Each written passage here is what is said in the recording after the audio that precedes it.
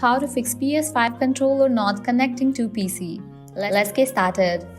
First things first, let's try a simple reset. Did you know there is a small button on the back of your PS5 controller? Grab a paper clip or a pin, press and hold that button for about 3 to 5 seconds.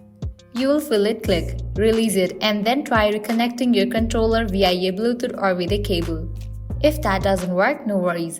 Try connecting your controller directly using a USB cable. Just plug the USB in into your PC and the USB-C in into your controller, like you were charging it. Sometimes the direct connection does the trick. Now if you are a Steam user, the next method might be saving grace. Head over to your Steam settings, toggle on Enable Steam Input for PlayStation controllers. Steam has some fantastic controller drivers that can often solve connection issues. But wait, what if you are not a Steam gamer? No problem. Enter DS for Windows. It's a nifty tool that lets you use PS5 controllers on your PC.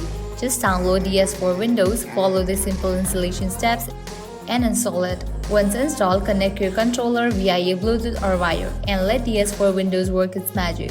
It's like having an extra layer of support for your controller. And there you have it, some quick and easy fixes when your PS5 controller decides to play hard to get. If you found this video helpful, don't forget to give it a thumbs up and subscribe for more tech tips and tricks. Thanks for watching and happy gaming!